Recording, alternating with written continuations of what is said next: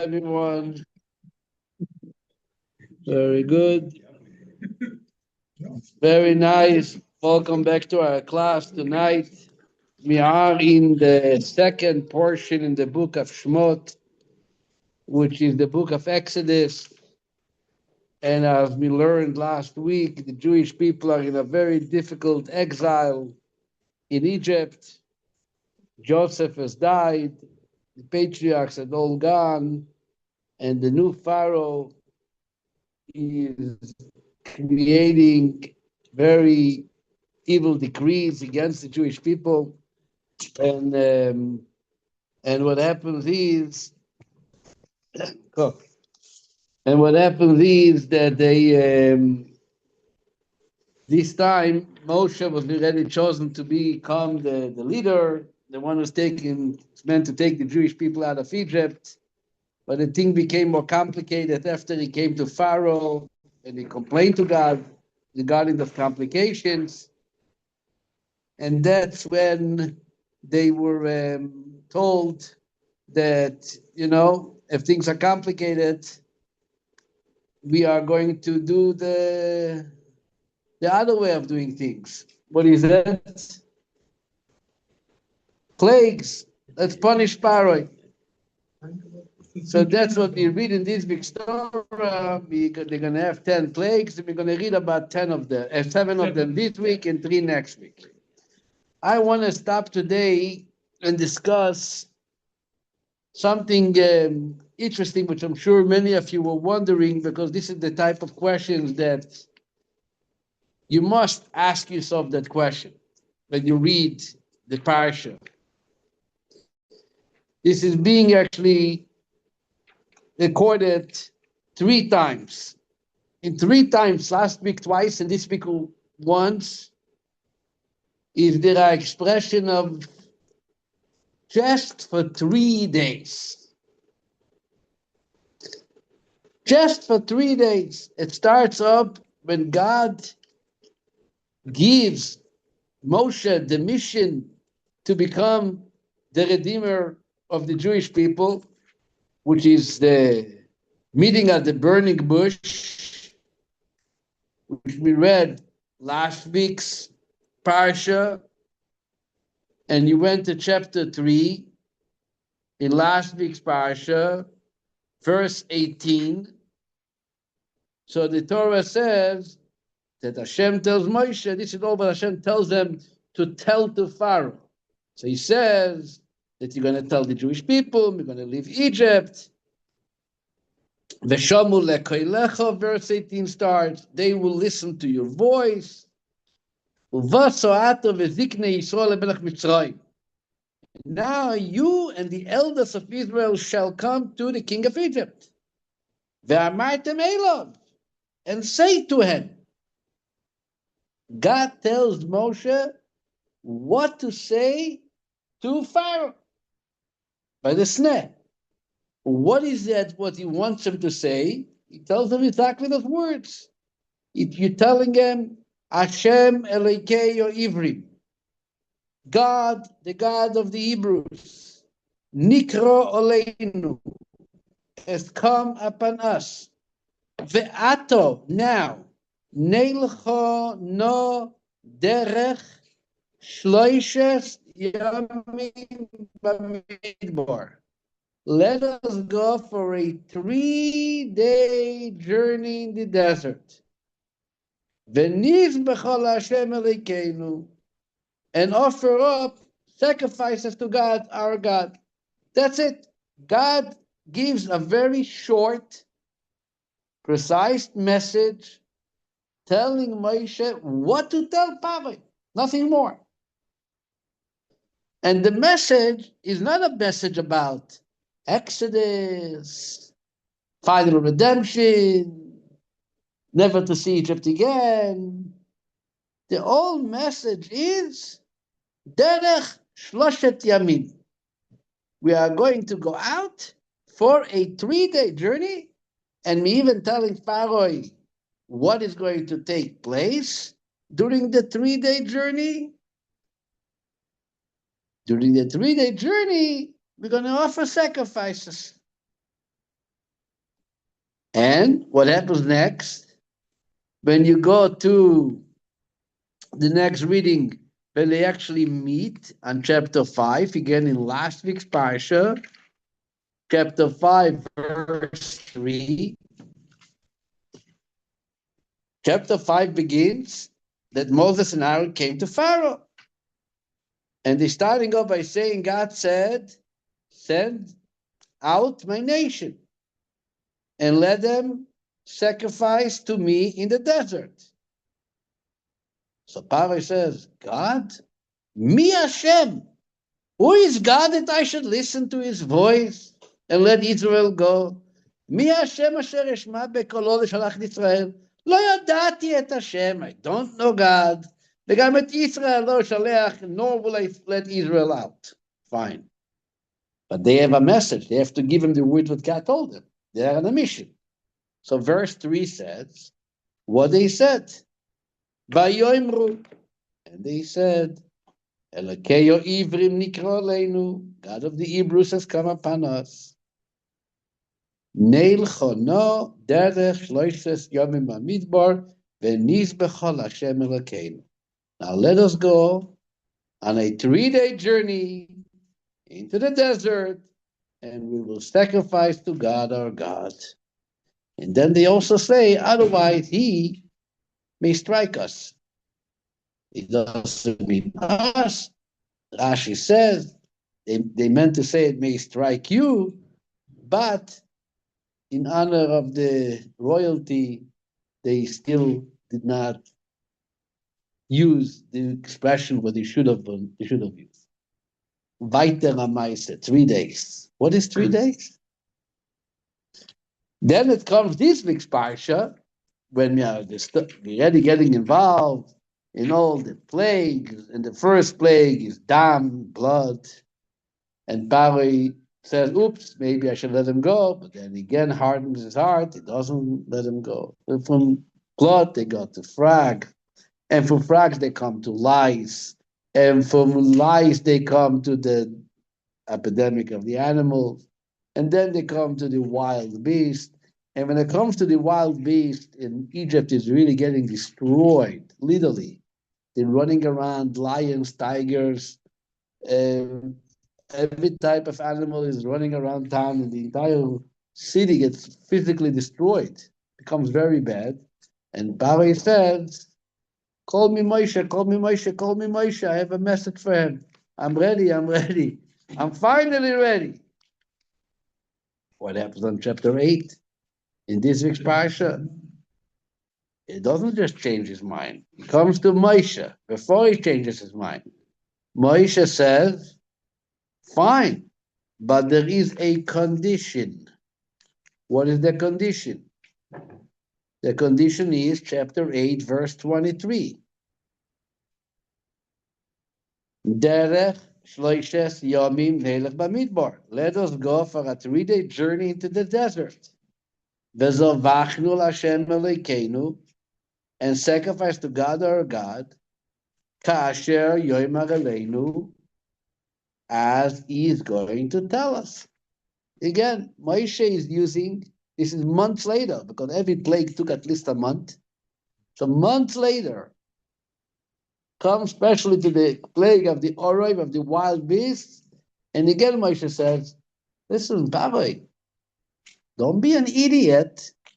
I'm not asking you much. I'm asking you to let us go for 3 days. We shall return after 3 days. And Paro even says, on verse 24, Paro says, okay, 3 days. I will send you. In order to sacrifice for God in the desert, fine, I'm letting you go. But on the condition that you don't go too far away, keep to the 3-day program. Tirubadi, plead with him on my behalf. Please tell him to stop the wildness. Stop the bombing. I'm giving in. But don't go too far. 3 days is 3 days.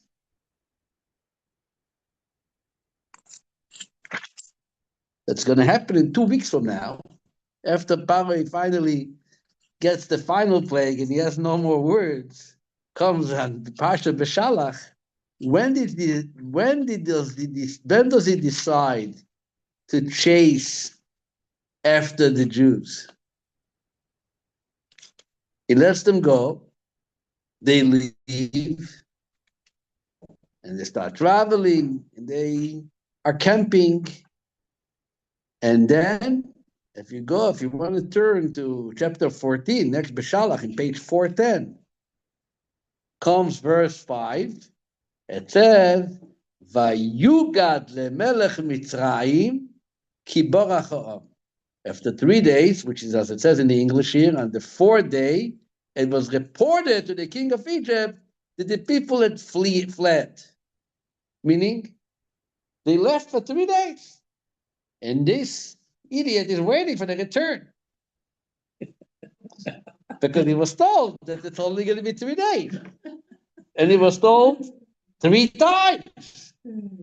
Man, he was told twice. But it was mentioned 3 times. God told it to Moshe by the sneh. Moshe and Aaron tell it to Pharaoh when they visit him in the palace. Now it was used as one of the conditions at the plague of the wild beast.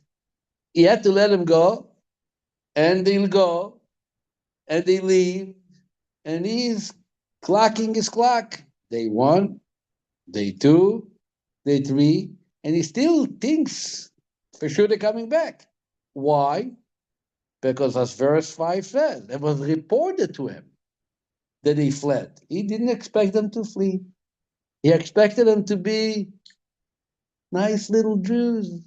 They said they're going to come back. They're coming back. They keep to their word. He even felt so bad that he had to go through 10 plagues until he had no choice anymore by losing most of his people at the plague of the firstborn. And they realized, okay, 3 days. Go already. And they go, and he's thinking they're soon coming back, and I'm going to continue doing what I always did till now. And suddenly he finds out, oops, they fooled me. They're not coming back. They're smarter than me. How did I let them go? Oh, I'm going to chase after them. He's chasing after us. And he's running, and he ends up in the Dead Sea. Mazel tov.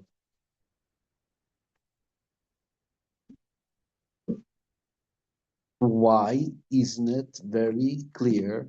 Moshe coming to Paro, you tell him, God says, let my people go. The time has come to leave Egypt. God never had in mind for us to go for 3 days and come back. First of all, it sounds like God is not, I don't want to say the words, he's deviating from the truth. He's telling Moshe what tricky words he should use to Paro. Why would God do it? If he needs more than 10 plagues to let us go, does God have a shortage of plagues? He can give him 20 plagues.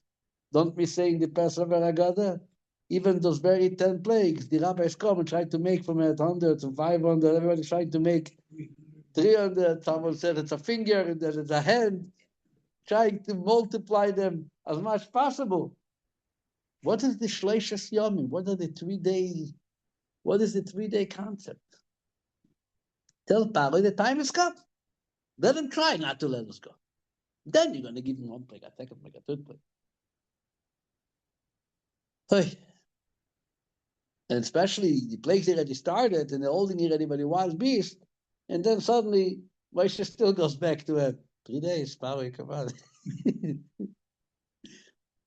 You can imagine that such a question is such a mind-boggling question that every of the classic commentators had to think how to deal with such a question. Because if you learn this pasuk, and I would have a teacher like the Orach Chaim HaKadosh, Chaim Ben Attar, I will have a teacher like Ramban, I will have a teacher like Rashi, I would tell him, hello, Debbie, what happened over here? What's this 3-day thing? So not all the commentaries, but there is some very important commentators who comment on this question. And there's a number of answers. I'm going to share a few of them. I'm going to come to a deeper meaning to it, but I'm going to share some of the classics in regard to this question. Anybody wants maybe to share your own answer, or if you learned something? I learned something. What did you learn? That the plagues were actually groups of three. The first three, the second and the third, and the last one was not almost connected to them. Okay. Because the first two, in the group of three, the first two were announced, the third wasn't. I understand. And what does that answer? Why 3 days? Because maybe those three groups were the 3 days to connect with the. No, it wasn't a one. It wasn't a request. They weren't informing him he's getting plagues. They asked him to let us go out of Egypt for 3 days. But I'm saying maybe the 3 days were the three groups of Makot that came later because he didn't. But then it wasn't a request. Then it's like you're informing him something about plagues coming in 3 groups. I mean, I can find a lot of connections to the number 3. 3 is a very easy number to connect things. Right.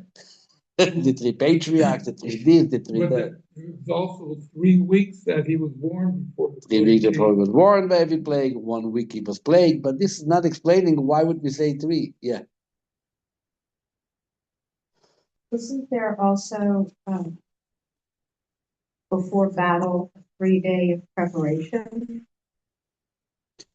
For battle, before the Torah was given, there was a 3-day preparation. Yeah, 3 days. I say the concept of 3 days. It's easy to find 3 days things even in the Torah. There's things of 3 days, but here we are asking a very logical question, which it shouldn't. What?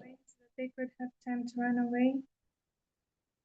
Okay, so you're tricking him. Why do you have to trick him? I understand that there was a trick. That's the obvious thing. They told him 3 days, and they were looking to get it for 20 for life.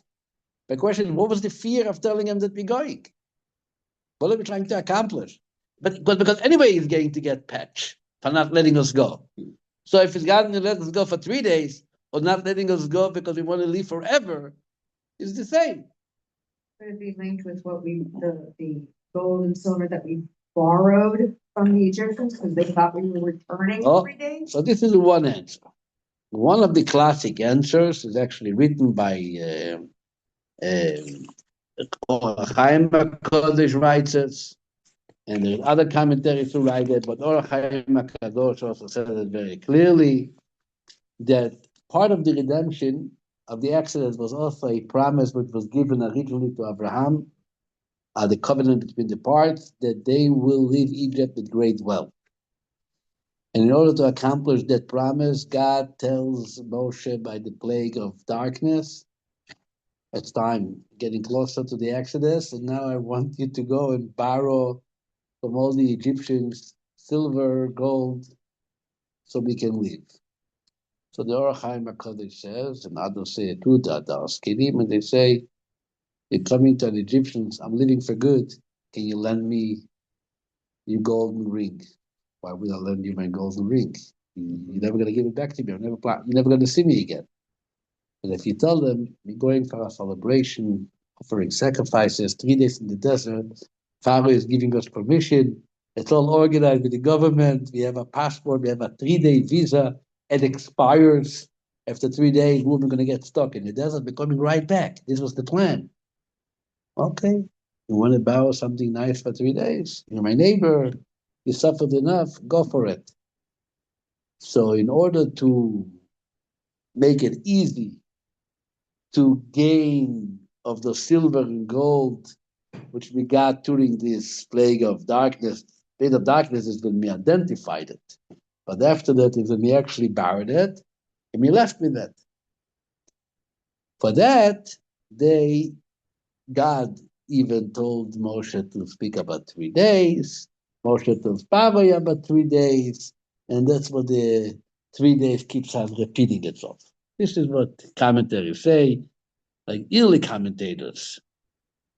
Hadar Skenim, this is from the early commentators, says it very clearly, שישמעו שיחזרו תוך 3 ימים, ישילום ברצון, they're going to lend it. And so says the Orach Chaim. Answer number 1. Fine, a nice answer. There's a second answer, which is also brought by commentaries, and the Orach Chaim HaKadosh also writes it very clearly and elaborates on it. He says that it was more. It wasn't just trying to get the silver and gold. The reason for the 3 days was for this very fact to which it ended up being. We are trying to get Paro to run after us because he needs to end up in the ocean. He's not going to get in New York jail. He's the one who killed young children in the water, slaughtered them, threw them into the Nile River, killed a whole generation of young boys. He was a real ugly murderer. Oh, there's a concept of measure for measure. You throw us into the river. Okay, we have a plan. This is not going to go by quietly. You're also going to get, but we're not just going to get you with blood, with frags, with lies. This is all leading to where we really want to get you. Which we are planning to get you in the water. But how are we going to get Paro to get to the water? He lives in Egypt, and he never leaves Egypt. He's very comfortable there. He has his old palm drum. He has his old arrangement, and and he has the iron. What is that called? The iron. Whatever the things that guard them, making sure that no planes can get here, the Iron Dome. All protected. What's the city that is hiding the Atollah? It's northern Iran somewhere. They also have like this place that apparently no one can get to. Right? That's it. Nothing is going to happen to him. Nothing going to happen. What are we going to do? Everybody use the Yiddish cup. That's where the beepers come in. Okay? Let's figure out something. That's what we're going to do. We're going to tell him 3 days. From day one, we're not speaking of it more than 3 days. So it's all drops into him slowly to his Kabbalah. 3 days, 2 days. I heard once 2 days. Now 3 days. You know what? So much trouble. My dead of the firstborn. 3 days. And after 3 days, like we're gonna read it 2 weeks from now, and they don't come, let's go chase after them. Chase, run, come. Man, right here is where I need you.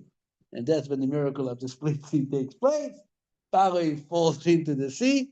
And not only do we end up with the drowning in the sea, we end up even with more gold and silver than we left Egypt with. This is what actually he says by the plague of the wild animals. What does it say? We're going to go out for 3 days. Yeah. Later in life, it came to be. The Gemara says in Sanhedrin, there was a whole court case, right, with an Egyptian man. People of Egypt came years later by Alexander of Macedonia. They came calling the Jews to the United Nations, to the Hague court. What did they want? They wanted back the gold and silver that they took. And there was a man called Gvio ben Psiso, says the Gemara, and he told the sages, let me go present our people. And he said, why me? He says, because if they're going to win, so I was going to say, no, they won. They won this Gvio ben Psiso, which is known to be not too clever and not too smart. And so what's the big deal that they won a guy like Gvio ben Psiso? They would have had some good Jewish lawyers, they would have never win this case. If I win them, be a big mockery for them. Look, even a guy like Gvio ben Psiso won. And the Talmud says that they came there to the court in front of Alexander of Macedonia, and they started quoting the Torah. God says, Paro, from each man and woman, the silver and the gold. So it's clear that you guys borrowed our money. You never gave it back. And then in Egypt, they took off from their horses, give it back. And Gvir says, okay, you're right. We borrowed. It's your money. That's our. But what also the thing, the Torah? That we lived in Egypt for 400 years. And how many years have we worked? What is minimum wages in Egypt? Okay, for which amount of people? Okay, and before he's finishing his presentation, this guy is out. They said, "We're coming back. Give us 3 days. Let us think about it." They never came back. They also wanted 3 days, but they never came back. And after they never came back, the Talmud says it was actually they took even those existing fields of those people. They got permission from Alexander of Macedonia to take their fields. And the Gemara says it was a very necessary situation because there was a sabbatical year that year. And they really needed some fields which would produce. And it worked out very, very good on their account. But in a way, says the Orachaim that's what the reason it says. Why was God using this trickery manner of 3 days? Obviously, he can do it. There's no shortage of opportunities of God allowing us to take their money and get rid of them. He wanted us to have Paroi and his people come down to the sea. And why the sea? So he says, obviously, he said measure by measure, but more than that, he says the publicity what the world got from the way Pharaoh ended up to the miracle of the splitting of the sea gave and publicized God's name in a way that never before. It was like, one of those operations, Antebi, Peepers, this thing that no one can ever forget and know forgive themselves for allowing it to happen. So God wanted it to happen on the sea. Actually, the Medrash does mention something similar. The Orach Chaim HaKadosh says it, but the Medrash actually writes that the 3 days has to do with the Egyptians chasing after the people. So it's already in the Medrash, if you want to look it up. Chapter 3, section 8. And the Orach Chaim adds something else, which is important, because after all, we're speaking about God, I would emphasize that he goes back when Hashem tells Moshe those words, to tell him about the 3 days. The Orach Chaim points out something very, very special that I didn't see it in any other commentaries. Right? He meets Moshe at the burning bush, and he tells them, "You're going to tell them that we are going out for 3 days." So what's the words Hashem says? A second. Oh, back to chapter 3, verse 18. On page 342, it says, "V'amartem Elav," you should say to him, "Hashem Elokeinu Ivrim," God, the God of the Hebrews, Nikro has come upon us. Then there is a word, ve'ato.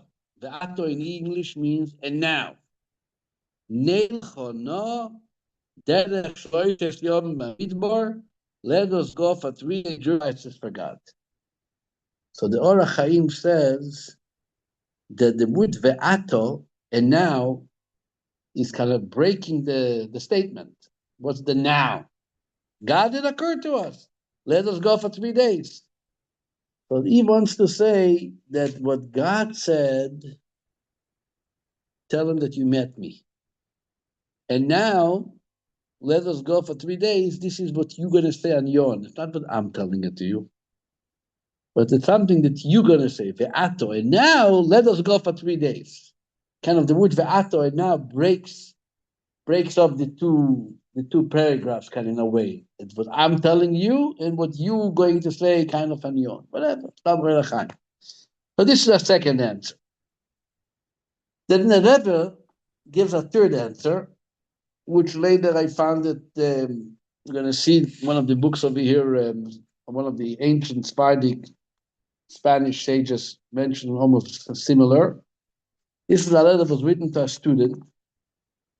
His son, actually, the son of the student, this letter was written in 1961.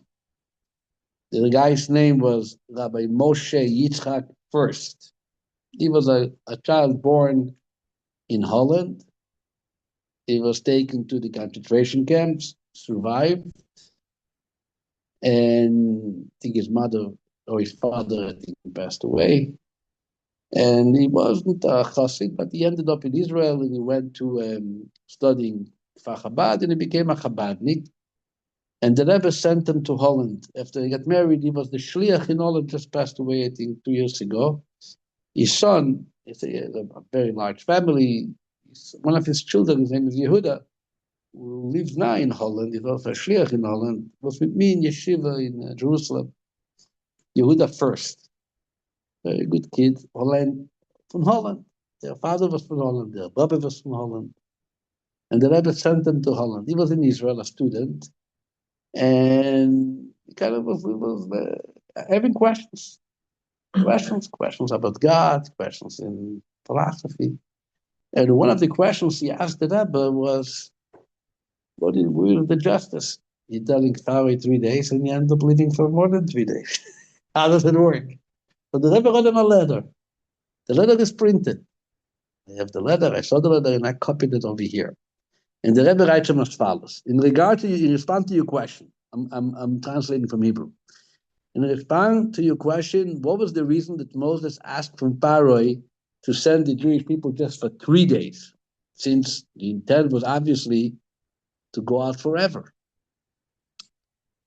So the Rebbe says, well, one of the reasons is to show and to prove that the plague that Pharaoh got was very measured according to his evil, sinful behavior.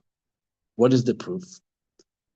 The proof is how bad Pharaoh is, that even though they just asked him for a 3-day vacation, you are working there 210 years. And they're asking you, come on, I'm working for you. My children are working for you. Okay, a day for every 70. My grandchildren are working for you. Give me a 3-day break. And no, he's not ready to give it to them, even such a short break. And when he does give them, immediately he goes back on his permission, until he had no choice, because the firstborn in his country are all dying. But other than that, this is the cruelty of Pharaoh. So the Rebbe says the 3 days, obviously the request was to go out forever. But the reason they asked 3 days, whether God told them or Moses said it on his own, regardless, could be even God told it to them, is to emphasize and to bring out to the open how evil Pharaoh was. What kind of bad person he was, that even when you ask him such a modest, limited request for a 3-day break, few days vacation, if you ask Pharaoh, let my people go, Pharaoh is going to say, how can I do it? You want me to free 600,000 faithful workers? This is my academy. This is holding my country. You can't let me decide to do it. You can't have me agree to do it. It's hard for me. I'm taking a choice, saying no. I can't diminish, my entire existence. So then Pharaoh would have probably have a good excuse, and God wouldn't even have judged him so harshly. Because what do you want from this poor man? You want him to close down shop, close down the country that he built? The way he built that, he's a tyrant, he's a this, he's a that. That's not the discussion is. You're asking something too overwhelming from Pharaoh when you ask him to let everybody go forever. So that wasn't the request. Then Pharaoh would have been right. I can't let him go. But if you're coming and you're asking for a 3-day break for after 210 years work, that is pure cruelty. This is that you don't have the minimal of appreciation and sensitivity to people who work for you and give their life over to you. And in that case, let the whole world see how evil you are. That stubborn evilness. That was the answer that the Rebbe wrote a student. He was asking for justice. This is the justice. The 3 days justifies the plagues. If somebody's going to come open-minded, come on, I can plagues are so difficultly blood and pipes and this. So just to be a little in perspective. He got nothing. Look at him. We are dealing with him with a tyrant of tyrants. This is the Rebbe, right? The Rebbe is not referencing any source, but I found it over here. This is a book, a 5-volume book called Akedat Yitzchak. A very, very good book. It was written by Rabbi Yitzchak Arama, which he was from the Jews and rabbis who survived the Spanish Inquisition. And he ended up, first he was in Spain, and then he ended up in Italy. So he's known as Chachmei Sfarad. This book was printed actually in Venice. When it was printed was Shin Lamed Gimel. It was printed 450 years ago. Printed. The first Hebrew books that were printed in Venice, a lot of Jewish books. So here in this book, from time to time, I look. It's 5 volumes. I mean, I used to be small letters, and my eyes wouldn't even in my younger years allow me too much to look in that. But lately they gave it that, and I think it was Tamir, Tamir the Rab, which I think when we opened the shul, donated to the library this 5-volume book, Akedat Yitzchak, and since then it's when we have it here. So he writes exactly those words. He writes a little differently. I'm going to read in short, translating what he says. It's split into gates. So this is Shal Lamed Hey in Va'era. Just a second.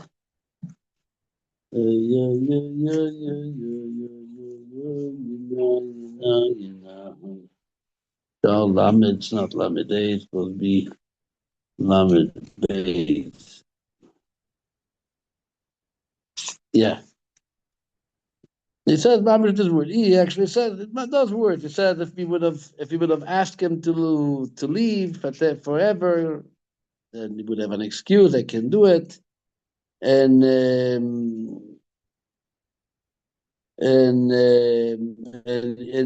he's, and even like he brings that in chapter 3 in Shmot, verse 19, God says, "I know that He's not going to let you go."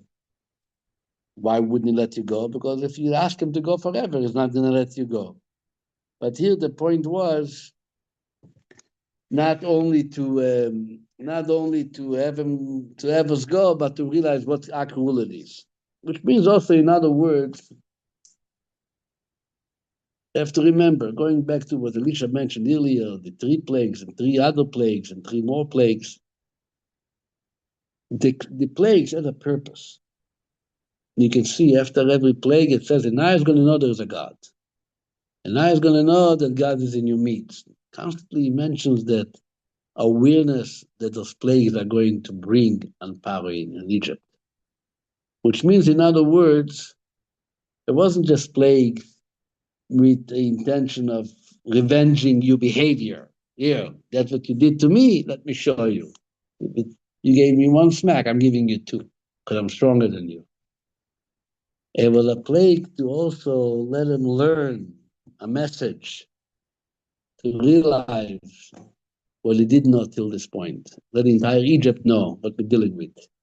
So now you're looking for opportunities to give him more than 1 plague, because you want him more and more to realize and to learn about the existence of God. But how does he deserve so many plagues? You have to find a good reason to punish him that badly. So the fact that we asked him for a 3-day break and he still didn't give it to us, that gave out more his cruelty in showing the and finding more reason to punish him even harder, which will accomplish the purpose of this punishment. That's basically the part over here. But the idea is that if you ask in general, was it a lie? When you say, I'm going for 3 days and then you're ending up. So the Orach Chaim points out that he says it wasn't a lie. Why not? Because they never said they're going to return. They said, we're going for 3 days. So what's going to happen after 3 days? I didn't tell you. It reminds me of a story. In Argentina, there was a chassid, the first Chabad chassid in Argentina, for Shliach. His name was Rabbi Baumgarten, the Berl Baumgarten. He was a famous chassid. And he was in Argentina. The Rebbe sent him to Argentina in the early 50s. So, an interesting Jew. So, what I heard from his son, he was a sheikhet in Argentina. He said that his father came to Argentina.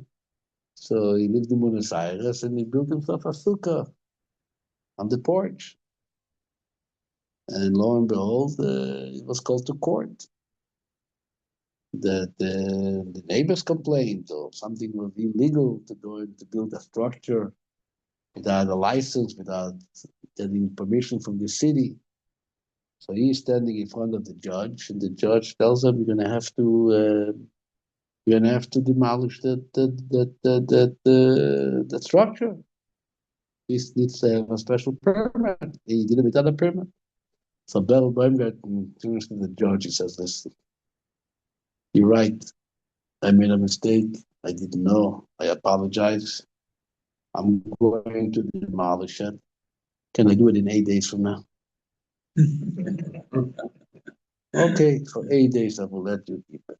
Obviously, 8 days was the 8 days of Sukkot, and then you need a Sukkah. In other words, sometimes you have to know when you say 3 days, when Moshe says 3 days to Paroi doesn't understand. When he says 3 days, it means 3 days and I don't need you anymore because I'm not coming back. It's like, I only need 8 days to keep my sukkah on the porch, because obviously I don't need you anymore. So the Orach Chaim HaKodesh Taka said that there was not a lie. There was not a lie. They said 3 days. But then there is obviously, like I said before, this is the kind of question which needs more than just the answers. It needs some insight. So the Alter Rebbe in Tanya, chapter 31, he asked this very same question. He talks more about the fact that it says in the verse that Paro told the people fled. What does it mean? Ran away. So the Alter Rebbe said, why Taka did they run away? Why was it so that the Exodus had to take place in a way of running away from Egypt? Not able to just be granted permission and leave, which they couldn't have done. No, it was like an escape. What was an escape? But did they only have a limited amount of time before they would have sunk so low in? Oh, very good. So what it says really that one of the things which it says, and all the midrashim and all bring, that the Jewish people, even at the time of leaving Egypt, it doesn't mean they deserve to be out of Egypt. They were so holy and perfect in their behavior that God said, such a tzaddik, such a nice people, they deserve to be out of this misery. No, matter of fact, they were actually very, very much not behaving. They were, to the point, considered idol worshippers. Idol worship. I remember once someone asked by the Seder, how can you say they were not behaving? It says they did not change their language. They did not change their name. So I said, I saw All kinds of Israeli gangsters with the big Star of David on their chest. Don't tell me what they did the night before. Doesn't mean that you don't change you know, you can wear a big streimel. It looks like you know what, and you know, it doesn't mean anything. The point is they did not deserve it, and therefore they had to run out. So this is an answer why God didn't keep them longer, why the process of plague didn't continue. The question is, why didn't they tell Pharaoh that we want to go out and get permission to leave, but they had to be in a matter of escaping, of running. The Alter Rebbe in Tanya comes with an approach. He says that the whole process of the Exodus was in a way of not bringing with them the world that they were involved with, but rather there was a detachment from the world. They had to tear themselves up from their experience till now and said, oh, that's it. We don't want to know you, Clipper. We don't want to know you, evil. We're running away from you. As a matter of fact, their bodies didn't go along with them, meaning the bodies have to go through another 50-day process in order to get to Sinai, because it wasn't involved.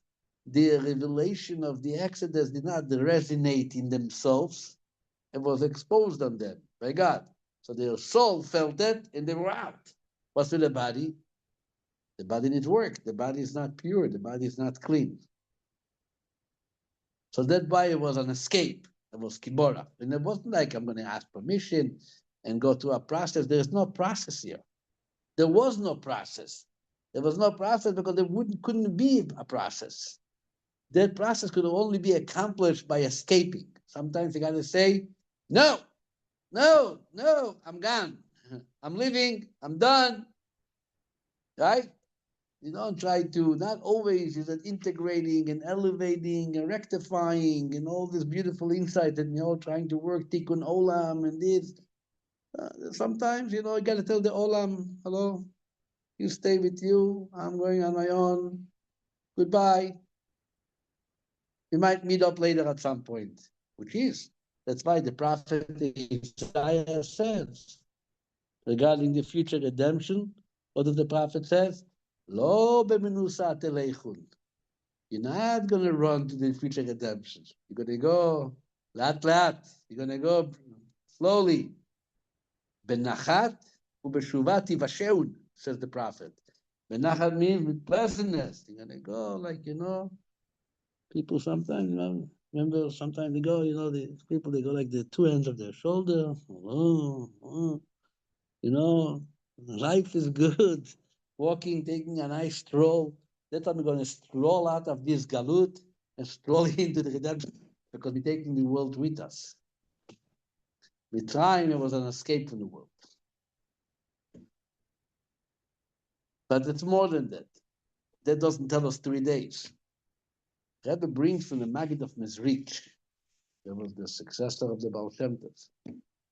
He says that the reason they told 3 days is because they were alluding to a 3-day process, a 3-dimensional process, rather, which is the process of the Torah.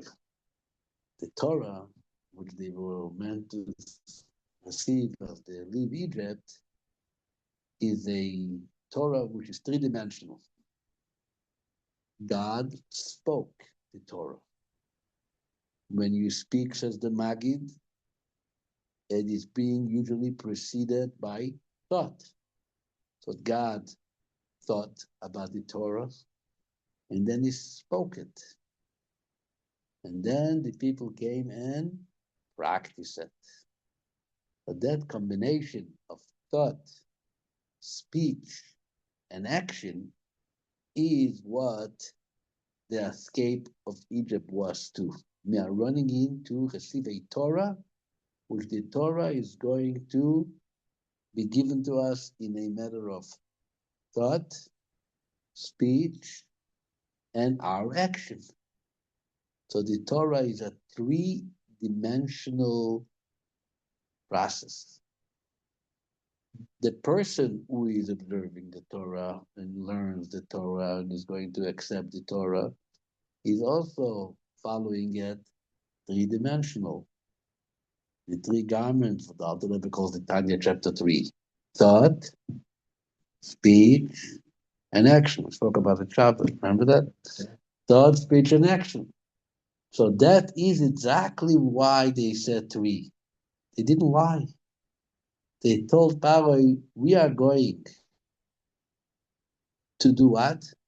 We are going out for 3 days and offer sacrifices to God. We are going out 3 days means we are going to receive a Torah, which has these 3 dimensions. 1 day of thought, a day of speech, a day of action, us involving ourselves in these 3 matters. That is what the purpose of the Exodus is. Matter of fact, God told it to Moses right when they met at the burning bush. We saw it last week. What did Hashem tell Moshe? Let's go back to the burning bush. You always have to go back to the burning bush in this book of Shemot, because it's all happening over there. So what did he say? On verse 12, on page 340. God said, I will be with you. And this is the sign for you that you have been sent by me and that you will succeed. When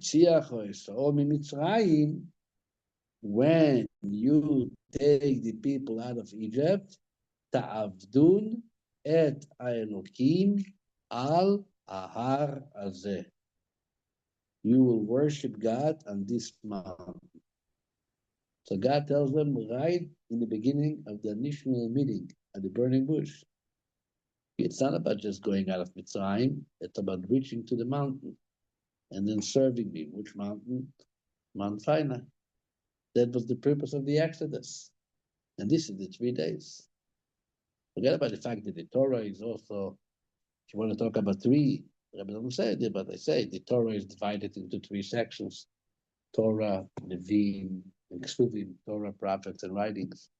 It was given by Moses, who was the third in his family, Aaron, Miriam, Moshe, to a nation which has 3 tribes, Cohen, Levi, Israel. It was given on the 3rd month, the month of Sivan, the 3rd day, the 3rd month, the month of Sivan. There's all kinds of 3 that we are children of 3 patriarchs, Avraham, Yitzchak, and Yaakov. I mean, we can play around with the number 3 a lot. I'm not looking to make games over here. It's more to come to the understanding what is the 3 days. But to summarize, question was, why were they using 3 days? Answer number 1 was to soften the request for the borrowing of the silver and gold. Answer number 2 was to trick them to follow and to chase us into the Yam, to the sea. Answer number 3 was to get the whole world realized how cruel Pharaoh was, that he couldn't even give us a 3-day break to bring out the schoolity, which leads us to, to more plagues, etc. And why wasn't it a lie? Well, Chaim also said, we never told them we're going back for the 3. And ultimately, the point is, 3 represents what the purpose of the Exodus is, to get to the receiving of the Torah, which is by thought, speech, and action, studied by the people through and practiced through thought, speech, and action. We are a people of 3, a 3-dimensional people. That's what we work with. That's what we are the best. That's what God wants from us. That's why we left Egypt. May Hashem help. We should utilize the 3 days to utilize our thought, speech, and action in studying and to understand and to appreciate and to practice. And we should merit to see the ultimate redemption by a righteous Mashiach completed in our days. May God help that our learning tonight should be in the merit of our Jewish brothers and sisters in Israel. They should have a calm next day and future, and for the entire world to have safety and security. And if we have to get our enemies into the sea or plagues, let it happen also in an easy way. Thank you very much. Thank you. Thank you, Rabbi. Thank you, Rabbi. Thank you, Rabbi Farkash. Thank you, Rabbi Farkash. Everybody's good? Yeah. Yes. Aaron, good to see you at class finally. You're back. Yeah, I was in class, I think, last week as well. Not maybe in Or the week before maybe last, I don't know, with in the my world, allergy problem thing, you know. maybe in the metaphorical world of Atzilut. 2 and 3 worlds too. One of the three Thank worlds. you. Good to see everybody. Thank you very much. Anna, why didn't you come to class? Why are you on Zoom? Allison was sick, and I was coming late from work because I had to take her to urgent care last night. So We wish her a speedy recovery. thank you so much. I will. Meanwhile, everybody, Leitraot. We'll see you Leitraot. again in Thank Mr. you. Hashem. Thank you. Thank you. Bye, Karen. Bye. Thank you. Bye.